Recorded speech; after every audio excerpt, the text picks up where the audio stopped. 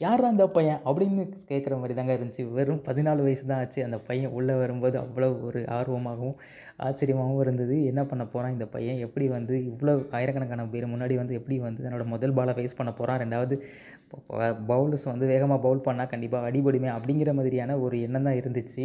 ஆனா வந்து அங்க நடந்த சம்பவமே வேறங்க.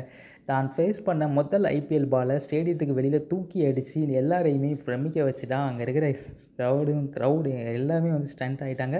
அண்ட் கமெண்டேட்டர்ஸ் எல்லாருமே எந்திரிச்சு நின்னு கிளாப் பண்ற அளவுக்கு அந்த பையனோட இன்னிங்ஸ் இருந்துச்சு. அந்த ஃபர்ஸ்ட் பால் ஹிட்டிங்கே இருந்துச்சு. அந்த பையன் வேற யாரும் கிடையாதுங்க. வைபவ் சூரியவம்சி அப்படிங்கிற பையன் தான். அவனுக்கு வெறும் 14 வயசு தான் ஆகுது. அவன் வந்துட்டு ஒரு அ பீகாரை சேர்ந்த பையன். அவனோட பிறந்த நாள் எப்படி அப்படின்னு பார்த்தீங்கன்னா, நம்ம 2011ல் இந்தியா வேர்ல்டு கப் ஜெயிக்கிறதுக்கு 1 வாரத்துக்கு முன்னாடி தாங்க அந்த பையன் பிறந்தவே செஞ்சிருக்கான். அவனோட ரோல் மாடல் கேட்டா இன்னும் ஆச்சரியப்படுவீங்க.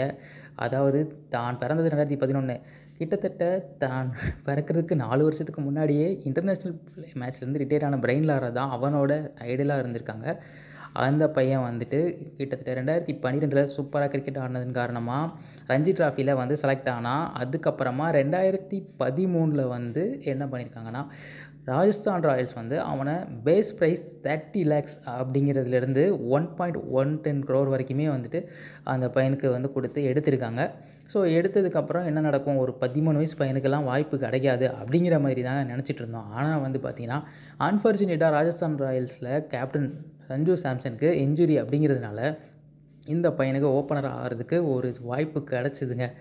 வேற மாதிரியான சம்பவத்த வந்து அந்த பையன் விளையாண்டுருக்காப்புல. 34 ரன் 6 4ன்னு கடைசி நல்லா தான் பண்ணாரு. ஆனா வந்துட்டு அன்ஃபார்ச்சுனேட்டா அந்த குழந்தை வந்து ஸ்டம்பிங் ஆயிடுச்சு. அதுக்கப்புறம் கண்ணு கலங்கி அழுதுகிட்டே வெளிய போயிட்டாப்புல. ஆனா வந்து இந்தியன் டீமுக்கும் சரி, ராஜஸ்தான் ராயல்ஸ்க்கும் சரி பிரைட் ஃபியூச்சர் வந்து இந்த பையன் இருப்பாப்புல. வர்ற மாதிரியான சம்பவம் பண்ணிட்டு போயிருக்காங்க.